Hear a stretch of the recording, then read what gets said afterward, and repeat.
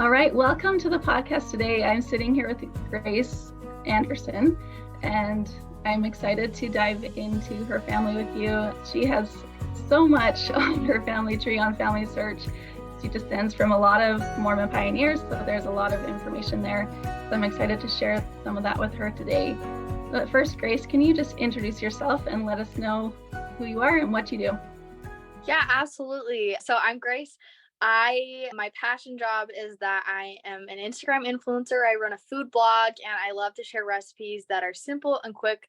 As a newlywed, I have had a hard time figuring out how to love cooking, and figuring that out, I want to share that because that's something hard.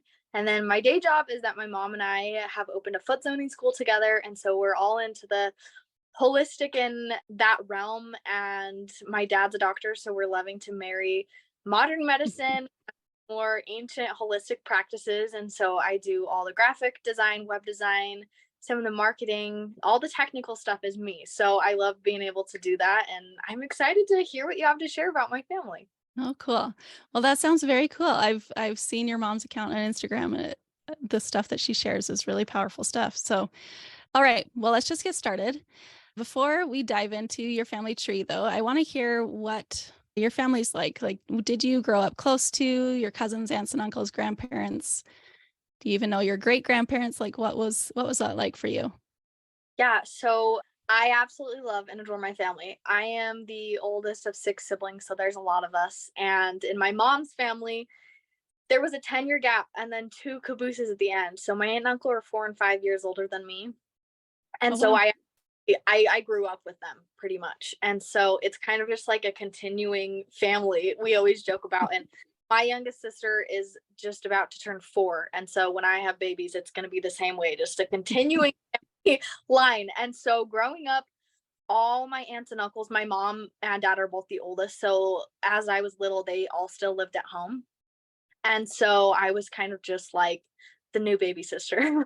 And so once they started to all get married, most of them stayed around here. I have an uncle that lived in mostly Alaska and now he's in Wyoming, but the most of us stayed super tight until just recently, like within 5 miles of each. We were together every week, very often. My grandma also comes from a lot of siblings. She's the youngest of, I think, 7 or 8. And we call them the aunties because my grandma was from Australia. They're just proper British ladies. And so usually monthly, I'm with my great grandma or my great aunts. And then my great grandma passed away a couple years ago, but because my grandma was the youngest, we often got her for holidays and for Mm. all occasions. And so she has a very tender place in my heart because she was like an extra grandma, not a great grandma. And so Oh, growing up, I cool. just be so close to her. And then my grandpa's parents, I was very close with too. They passed away a little bit ago when I was more younger, but my great grandpa, as I was growing up, he was my favorite. And so I just have a super sweet, tender connection with that side of the family. And with my dad's side of the family, they all went different places for schooling. And so they didn't live as close to Mm. us. And grandpa owns a travel company and does church history trips all over the world. And so he was always gone. And so we tried to soak up the time we have with them when we're with them. And now they've all kind of moved a little bit closer. So as I've gotten older, I've gotten to be closer with them. And with them, I don't know. We lived in my great grandma's house, my grandma's mom. And so growing up, I knew her better. By the time I was born, she was kind of heavy into dementia, though. And so Mm. I didn't get to know who she really was. And my grandpa's mom passed away pretty quick. And then I don't know either of my great grandpas. The only great grandpa I actually ever knew growing up and was alive at the same time as me was my mom's grandpa Oh, on okay. that. And so super close with one side, the other side's a little bit more scattered, but I love them both equally. So it's fun to be around family more now that I'm grown up too. It's I really enjoy that. Oh, cool. Well, it sounds like you have a lot of family and a lot of connections there. And I'm like, there was so much information about your family on Family Search that I only did like one little branch. So there is a lot that you can learn on there about the rest of your family. So, but we'll share a few generations on your McKay side is who we're going to talk about today. And so let me just share the screen here as I'm talking here. If you want to see these videos, you need to go to YouTube to watch it, and you can see what I'm sharing with Grayce here today. All right, so this is the home of your fourth great grandparents, William and Ellen Mackay. So this is back in Scotland. This is their home. It was still standing up until like the late, I don't know, at least by the late 1970s, but then by 2015, there's just like a few walls still standing. So this is in the corner, there's a little picture of them, William and Ellen. And William, he was a cattle dealer, and he would often visit so I guess they lived in a little town, and there was like a church, a school, and an ale house. And after he would earn some money, he would go to the ale house, drink some alcohol, and his wife would send their 5-year-old son to the ale house to go collect his father and bring him home before he spent all his money. And that 5-year-old son was your third great grandfather, Isaac.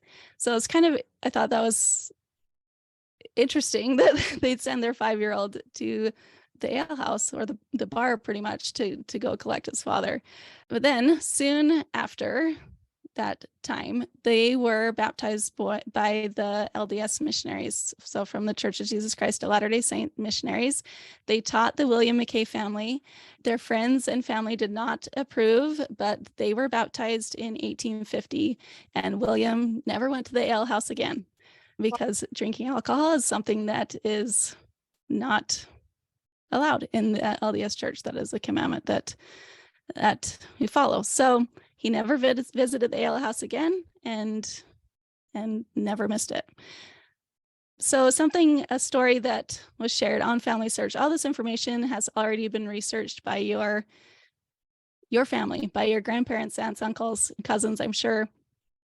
There's so much information there, but in this history of William and Ellen Mackay, it talks about when they were converted. Ellen gave a Book of Mormon to her sister and like begged for her to read it, only to find out that she burned it and never read it. And that really was hard for your fourth great grandmother for her family to really not approve, and to even almost, not accept them for being baptized into this church. So as after they were baptized, they decided they would join the saints in Utah. And William, he had an employer, and to save money, he told his employer just to keep most of his earnings and then send the money to them once they came to America, just to keep it safe. They didn't have to take it with them on the ship. But when they arrived in America, which this picture is of the passenger list. So you can see William Mackay here, the top line, then Helen or Ellen Mackay is his wife. Isaac was your third great grandfather. He was 16. And then the rest of their children, they're 14, 12, 7, and 5. So that was a long journey across the ocean. They left in March of 1856, and then they traveled for 6 weeks and arrived in New York City. When they arrived, they went to collect the money from, I think it was the post office is where they were able to collect it. He found out that his employer had gone bankrupt and there was no money. So how does that feel so far? Just learning that little bit about your fourth great grandparents. What are you thinking right now? That is so hard. That was a lot of opposition they faced to get here. And that I just can't, every time I just think about the pioneers, I cannot imagine having little kids and signing up for that journey. I'm glad that I wasn't part of that generation, because I don't think I could have done it. So wow, that's pretty crazy. Well, and that's just the start of it. So when they got to New York, they had no money. They had like 3 half pennies, because they were just planning on collecting all of their money when they arrived, even on the ship, because they knew they were going to be traveling to Utah. Ellen, she started throwing stuff overboard because she's like, we can't carry all of this stuff. And then her husband stopped her and was like, well, let's just wait till we get there. Thankfully, they didn't throw out everything because they had nothing. So once they arrived in New York City, they were in a company with other saints that were traveling to Utah. So they said goodbye to them. They said, well, we got to stay here and work until we earn enough money to make the trip to Utah. So Ellen, and I think she had one daughter, two daughters. So 5 and 14 years old, they stayed with her in some little apartment, and the boys all went out to find work. So her husband left, her 16-year-old son Isaac left, and her 12-year-old son David left to go find work. They all found some random jobs. The daughters were able to find some work to find some bread. They had some tea that they were given on the journey over that they traded for bread. So they had to just scrimp by in New York City in the mid 1800s. Like, it was not an easy time to live there. And it took them 2 years to earn that money back. Here, this is just a blank screen. But so the whole aim of the McKays was to get sufficient means together to journey to the Missouri River and start their trek. So often they were paid with things they couldn't use, so they had to do a lot of trading. And Isaac became really good at trading. He was your third great-grandfather. As long as he lived, he enjoyed trading. So at last, after 2 years, they left New York for Iowa. Once they were in Iowa, it took them a year to acquire 2 steers, 2 cows, an old ox, and 1 wagon and provisions to be able to start their trek from Iowa to Salt Lake.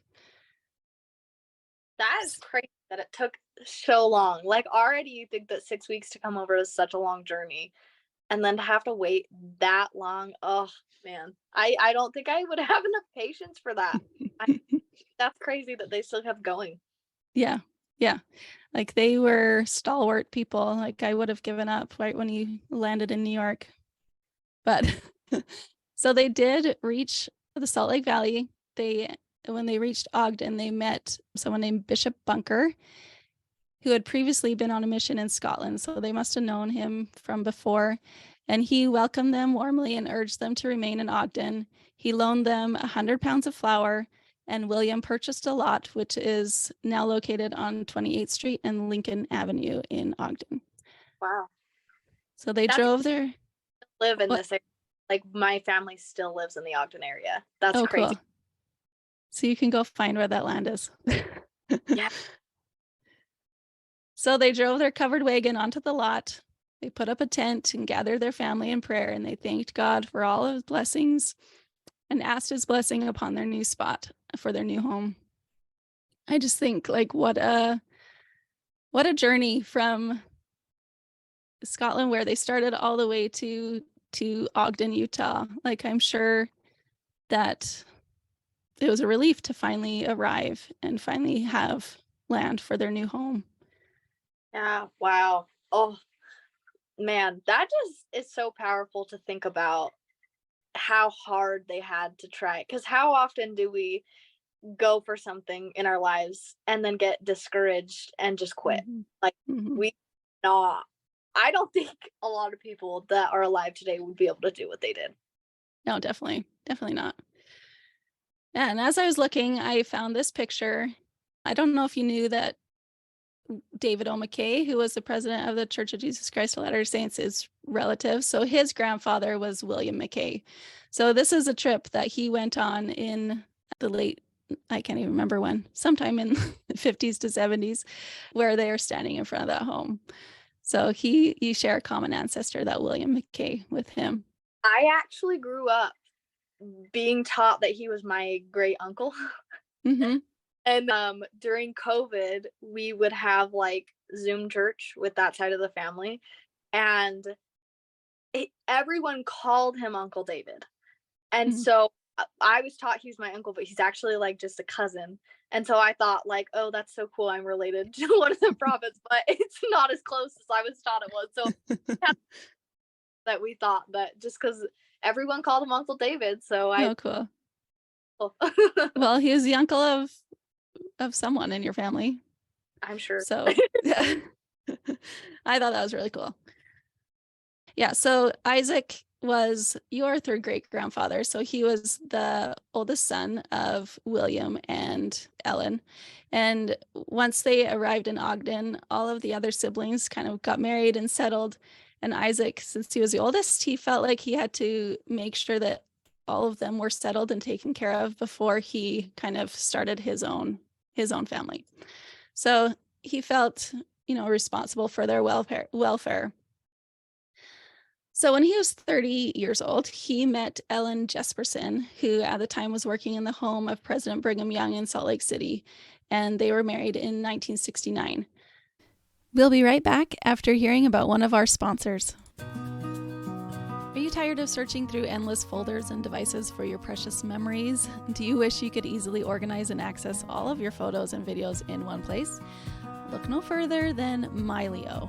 Mylio is the ultimate photo management software that allows you to seamlessly organize, edit, and share your photos across all your devices. With Mylio, you can effortlessly sync your pictures across your smartphone, tablet, computer, and even your external hard drives. What sets Mylio apart is its unique combination of powerful organization tools and intuitive user interface. Its facial recognition technology automatically tags and sorts your photos, making it easier than ever to find the pictures you're looking for. And with powerful editing tools built right in, you can touch up your photos or create stunning collages with just a few clicks. But that's not all. Mylio also allows you to easily share your photos with friends and family, whether it's through social media, email, or even printing them out. And with built-in cloud backup, you can rest assured that your memories are always safe and secure. Mylio is giving Know Your Ancestors listeners a 25% discount off your first year of Mylio. So go to mylio.com/ancestors to take advantage of that. That's mylio.com/ancestors to get 25% off your first year. Try Mylio today and experience the joy of hassle-free photo management, and see how easy it can be to organize and enjoy your photos like never before. And now we're back. So Isaac and Ellen, they settled in Huntsville, where he engaged in the sheep business. So he was a sheep farmer, I guess. And so Eleanor, she had a really hard life. I wasn't even going to really talk about her, but once I read a little history about her, I'm like, oh my gosh, her life was hard. Very hard. So she was the only child born to Peter and Mary Jesperson in Denmark in 1852. Her father's family was very wealthy. They owned land and they paid for everyone to do their labor for them. So any manual labor, people were hired on to do it. But their family was baptized into the LDS Church in 1861, and a few months later traveled to Utah. Eleanor, once they got to Utah, her name was actually Helena when she was born. She hated school. The other children made fun of her because of her Danish accent and speech. They called her Hel for short for Helena. And she cried so much that her parents changed her name to Eleanor. I thought that's kind of funny. My name is Helen and we call her Hella, so that's kind of funny. Generation. So funny. Maybe she should change her name to Eleanor. No. She should. That's funny. So in 1862, President Young called Eleanor's parents to go to Weber Valley to settle near Morgan. I'm not sure where that is. Maybe you know where that is. I do know where that is, yeah. Do you know where that is? Okay, so they were given a plow and some seeds and were to farm. Well, unlike a lot of the other pioneers, Peter, this is Eleanor's father, Peter had lived an easy life. Like, he did not farm. He did not do manual labor. So he had a really hard time trying to farm this land. Also, Eleanor's mother was kind of upset. She was a trained seamstress, but because the pioneers were so destitute, they had nothing to sew. So they were struggling. And Peter had trouble breaking the ground. The ground was dry and rocky. And before he had plowed an acre, the plowshare broke. It was impossible to just buy or borrow a plow. Like, there just was not anything. So Peter and Mary took the box off the wagon, stored their belongings in it, and asked their little daughter to guard it, and drove away. And this is like the part where I'm like, what? This is crazy. Anyways, so they I guess they were like 15 miles from the closest farm. Like they were all alone on this barren land, trying to build a home, trying to farm, trying to do whatever, and they had no clue what they were doing. So they rode away, leaving their daughter with all of their belongings, and told her to protect it. It says in this biography thing, it says they were not unkind people, and so it's difficult to understand how they could leave their little 9-year-old Eleanor all alone in a desolate wild country in the mountains in nothing but a wagon box. She went to bed in total darkness, alone in the mountains. That is like so crazy, because Yeah. where Morgan is, like, it's still kind of like not a lot of people live there. It's mostly just farmland. Like, thinking about being stranded there, that is so scary. Yes. Oh my And gosh. this is a part that Eleanor recalled later. Can you just read this little bit about it? Yeah, I suppose that they did not expect to be gone so long, but I was alone 3 months. The last 2, there was nothing to eat but wild berries and kernels of wheat. There were other settlers 15 miles away, but I was told to guard our possessions and was so frightened that if I thought I heard a wagon on the trail, I hid. Oh my gosh.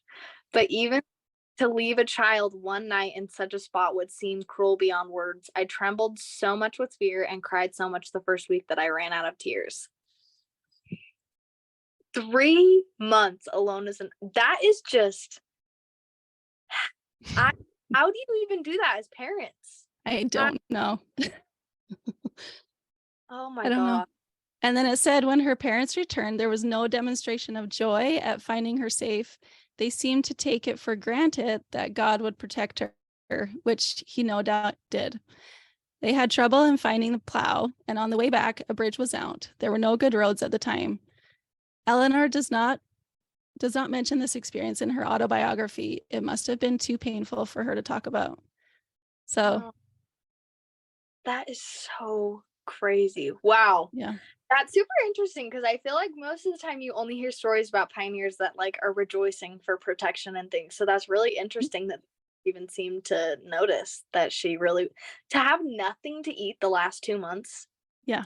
That is wow. That's so crazy. Yeah, very crazy.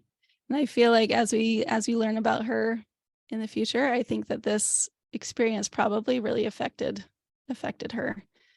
So eventually, Eleanor found work at the home of Brigham Young, where she met and courted Isaac McKay. And when they were married, Eleanor was only 17 and Isaac was 30. Oh, wow. Yeah. But Well. Isaac was a good guy. Don't worry. Good. So Isaac and Eleanor, they had 11 children, with only 5 living past the age of 5 years old. So her child did not end with her childhood. Wow. Eleanor, she was emotional and distressed much of her time as a mother, obviously for good reason. Some of her children died in not like one of her daughters, she was standing on a pail by her in her like their farmhouse and got knocked over by a cow and drowned in like the like basin of food for the pigs. Like it was not, and she was pregnant at the time and got down there as fast as she could, but by the time she made it out there, she had died. That was this Ina Isabel. And then this Mary Elizabeth, she was skating and fell and hit her head, and she died as a result of that. Then they had 3 other children that died. Well, two were stillborn that she had later in life. She was almost like 50 years old. Wow. Shortly after these 2 girls died, well, no, it was this other Ellen Jane that we don't have a picture of. She died in June of 1877. She died from what they think was probably appendicitis. And then that winter, this Mary Elizabeth died. And then there was a son born in 1880. I think it was after this Ina Isabel had died, and he only lived for a few months. And they think that it was her mother was just not in good health when he was born. So she had a lot of trials with her children passing away, not living. Like, it was a very tragic thing. They actually had to leave that farm where her daughter died because she just couldn't handle being in a place where that happened. As you would. How would you just Seriously. that is such I don't understand how she was still like a functioning person. I Yeah. don't think I feel that much hardship and still feel like Yeah. I could normal life. Right. Yeah, and from her biography, it says that it was very easy to hurt Eleanor's feelings. So the family was very careful what they said and did. They hated to have her go off into the bedroom to cry. There were many disappointments because mother's feelings were hurt. So it sounds like mentally she struggled, which I think is very understandable. She had very traumatic events happen in her life. And I think that in today's world, she probably would have had a little more compassion for those things. But it does say she had a good, kind husband who made life as easy as possible for her, but her health was just not good. Oh, that is so hard. Wow, that's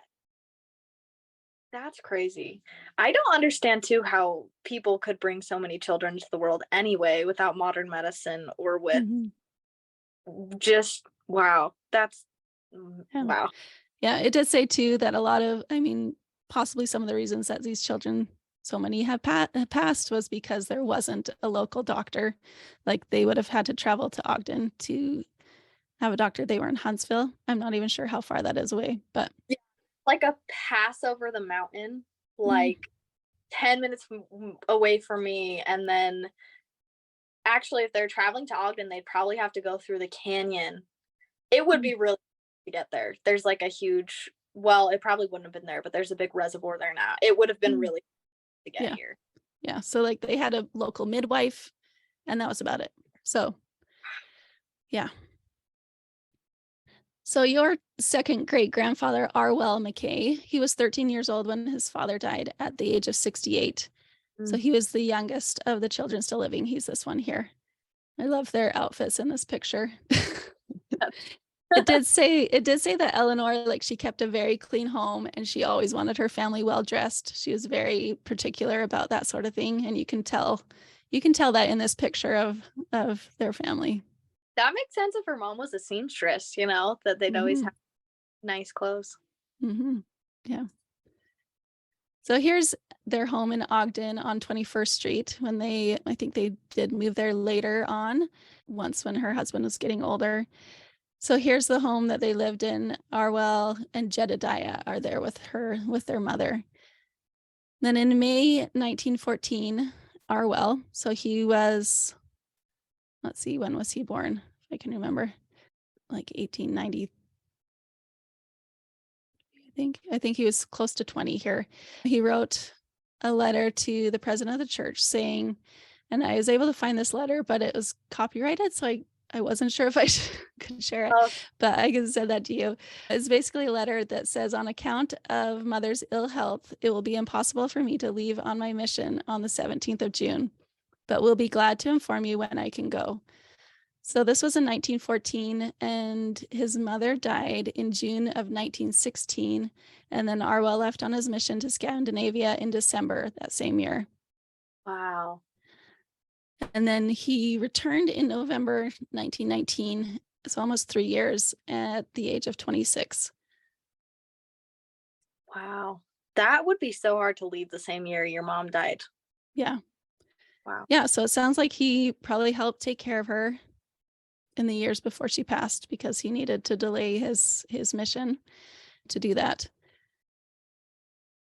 Wow. Did it say how she died? Probably somewhere. I would need to That look that up. But yeah, I should even look at how old she was when she died. She was, let me just check quick. She was, let's see, about 60, 64. Hmm. Yeah. So she wasn't very old. Wow. So he went on his mission. I thought it was neat. I found his passport application. This Wow. was when he was in Denmark. So applying for, I guess, a passport to return to the United States. I just thought it was interesting to see how he filled this all in. As his father's name is Isaac McKay, that he's dead.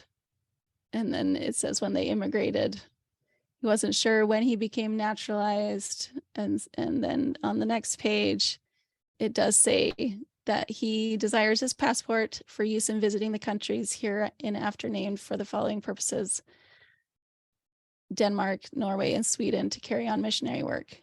So this was August of 1919. So maybe this was a renewal of his passport because he was in Scandinavia at that time. Wow. But then you can see his signature here, Arwell L. McKay. Cool. That's really cool. Yeah. And then also on the passport application, it has a picture of him and a description, like a physical description. So he was 25 years at the time. He was 5 feet tall, 6 inches. His forehead, I'm not sure why they describe their forehead, but his forehead was round, blue eyes, a medium nose. His mouth was medium. His chin was round, his hair brown, complexion fair, and his face full. I thought that was an interesting description. Wow. So when we talked earlier, you had told me a story about Arwell, how he like met his wife in Denmark and you weren't sure what the story was exactly. And I couldn't really find anything. Like there's not a written history about him. There is about like your ancestors passed him, but there wasn't a written story about him. Yeah, So well, my grandpa so actually we went to Denmark when my grandpa cool. told the story. So the Copenhagen temple that's there now, it used to be a stake center. And when he was on his mission, it was like his last week of his mission, and he was feeling pretty tired, and so he was closing his eyes and he heard the organ start to play, and the spirit just told him, "That's your wife." So he opened his eyes and saw her and went and introduced himself to her and said, "I'll be back. I'll come back." And went back home and worked on the farm in Huntsville and saved up money until he could go get her and bring her back. And my grandpa said that she learned English, and whenever she was excited, she would start speaking Dutch. And so he said on his mission, he got like a 6-page letter from her that was all in Dutch, and he just folded it up and knew that she was happy for him to be. So that's all I know about it. But I don't know anything about her. I don't know anything else about him until now. So that's really cool. Yeah. So I don't know exactly how it worked, but so they were married in March of 1920. So he got back from his mission in November of 1919. So they were married in March. And I think there was an immigration, at least date on her page on Family Search that she came in October of 1919. So that would have been before he got back. So I don't know exactly what the story is for real, but so this is Paula Sorensen was her name, but they were married in March of 1920. And then their oldest child, her name was Geerling, Bessie McKay. She died at the age of 6 from a strep infection, which possibly was from a pulmonary embolism, so like a blood clot blocking the blood flow to her lung. But then they had 2 other children at that time. They had sons aged 3 and 1 when she passed away. And then your great-grandfather was born a year and a half later after that. So they raised 3 sons who all lived past 70 years old. Wow. So they all lived good long lives. And this is Arwell and Betty and the 3 sons. So this is your great-grandfather here, Bryant. Oh. And he was the youngest. Wow, that's really cool. Yeah. So I couldn't find too much about their life. Like I said, there wasn't like a written history or anything, but according to census records, he was a farmer, and there was an obituary that said he did some other things. Let me just find that actually. But I thought it was kind of interesting that there wasn't much written about them. So if your family has stuff written, they need to put it in here. It's really interesting because that other side, my grandma's family, is like so heavily documented. Like the recent family. But like with my grandpa, I'm pretty sure he had a brother that maybe passed away recent, like within the last 10 years, that I never met. And I met his mom a couple but it just like that side of the family I just don't know a lot and aren't talked a lot of. So it's interesting to at least find out a little bit about them, you know? Mm-hmm. Yeah, so here's his obituary. Let me just, okay. Yeah, so it says that he died after an extended illness. He was 80 years old. In a nursing home is where he passed. But he was a farmer, and there we go. He retired from farming in 1960 and then moved to Ogden and had worked at the Defense Depot in Ogden, the railway postal terminal, and Weber State College. Wow. Yeah, so I'm not sure what he did at Weber State College. It doesn't say, but it does say he was reared and educated in Huntsville and attended the Weber Academy and Utah State University, and he had served on the Huntsville Water Board. So That's cool. yeah. And then we do have a picture of Arwell and Betty on their 50th wedding anniversary in 1970. And then Arwell died. Yeah. Not a nice picture. Mm-hmm. Yeah. Then Arwell died 4 years later at the age of 80. And then Betty died another 4 years later after that at the age of 82. Wow. Yeah. Well, Grayce, that is all that I had time to share with you today. I know that was a lot and we kind of sped through it, but what are you feeling right now? What do you think about learning about these ancestors? It's really cool to know where you come from, you know, like, and a lot of ties to Denmark that I mean, I knew I came from Denmark, but I didn't really know that it was like they came, people from Denmark were Right. still Yeah. really, really cool, and especially how recent it was. So Mhm. that's cool. Well, it's cool too, just to like, so in our work as foots owners, we teach a lot about generational things and how you pass down from generations. And so really cool to like hear the things that they had and went through and realize like the connections in my life of like, okay, like, that's something similar to like it's just really cool to hear their lives and all the hard that you, because I think that you don't really think about like I am here right now because all these people did all these hard things to get here. Right. And it's interesting too that like my family's lived in the Ogden area for most of my life, and like my grandparents lived in Huntsville for a long time, and one of my uncles lives in Morgan right now, so we're like still in the same city that they were in, which is it's just really powerful to be in the same place your family lived. That's Yeah. just cool. Yeah. No, it definitely is. And you had like, yeah, their whole family stayed in that area for at least those 3 generations, which is pretty cool. And now for more, because you're 5th generation, I think, Yeah, that are in that same area. that's really cool. Well, it's just cool to hear like about the people that came here, like Mm-hmm. that they first made the choice to come here and how hard it was, and Mm-hmm. so cool to Mm-hmm. know.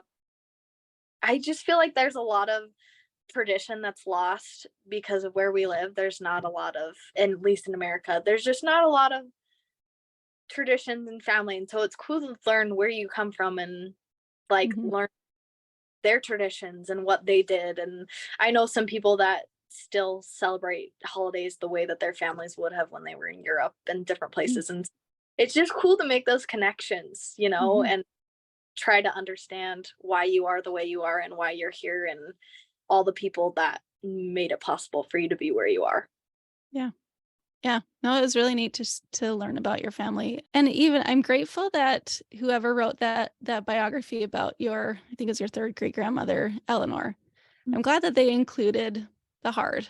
Because I Yeah, think a lot of times when we read memories or stories about our ancestors, there's lots of good and all the good things that they did or whatever. But I think hearing that they went through hard things and that they struggled with it, I think that's powerful to hear that, because then in our own struggles, we know that, we'll get through it. yeah. Well, I feel like we do the same thing today. Like Mm-hmm. most things are a facade. Social media most of the time is just a highlights of all the good. And so Mm-hmm. when we're all in the hard, like, and how powerful it is when someone shares hard things that they're going through that Mm-hmm. speak, and just you can relate to that. So it is really cool to hear that like it wasn't all good, because it is most of the time. Like about the Mhm. Pioneer, it is the hard stuff, but then it's like how much good came from it. And all the Pioneer movies, it's like all these miracles that happen, but Mhm. and it also makes you think like, oh man, miracles like that aren't happening now. Well, they weren't happening to every single person back then either. Like there Right. was a lot of hardship to be Mm. had. Mhm. It is glossed over a lot. So it is Yeah. cool to hear about the hard things too. Yeah, definitely. Yeah. Well, Grayce, thank you for letting me learn more about your family and to share that with you. It was a lot of fun. It's really powerful. All these families get a research to hear all the different journeys that they go on, and it was a lot of fun to learn about your McKay family. So, with that, can you let us know how we can find you on social media? I know that's kind of Yeah. where you share most of your Yeah. stuff. So my Instagram is Grayce.Andersen, and my name is Grayce.Andersen, and it's SEN. And then my website is by-grace.com, and all my recipes are there and some of my favorite products, but mostly I'm on Instagram most days. So that's where you can catch up with me. So Lots thank of you so fun. much for having me. It was so Yeah. cool. Thank you, Grayce. We'll see you later. So, because Grace's tree was really, really well researched, I'm sure that she's had grandparents, aunts, and uncles that have researched her family tree for decades. We didn't have a genealogist work on this case, but I did compile information from her family tree to share with her today. So, when we have maybe a really full tree and maybe we want to learn about some of the hardships of our ancestors, maybe we wonder what life was like for them. One of the ways to do that is to look at their children. So Grace's third great grandmother, Eleanor, she had 11 children and only 5 of them survived past toddlerhood. And so that was really hard for her. And when we can learn those things about our ancestors, we can look at those hardships. I feel like we can connect better to them because we all have hardships in our own lives, and knowing that they did too and they got through it can strengthen us. So when you look at your family tree and you see your ancestor, see the children that they had, you can look at how long they lived. If you know when they were born and when they passed away, you can just kind of take note of that and think about what that might have been like for your ancestor, how they might have gotten through that. Maybe you can even find out how that child passed away, what that event might have been like for them, and you can strengthen that relationship with your ancestor. So that's my genealogy tip for this week, and thanks so much for listening this week. It really means a lot. Please continue to leave ratings and reviews because that helps to get our podcast seen by more people. Thank you to all of you who entered our giveaway for the last few weeks. That has been chosen, and I'm excited to have Sarah Allred on our podcast and share a bit about her family tree with her. And you may have noticed that last week there was not an episode that came out. Turns out doing a podcast is a lot of work, so I am just releasing an episode every other Tuesday now, so you can watch for another episode in 2 weeks. Thanks for listening, and we'll see you next time.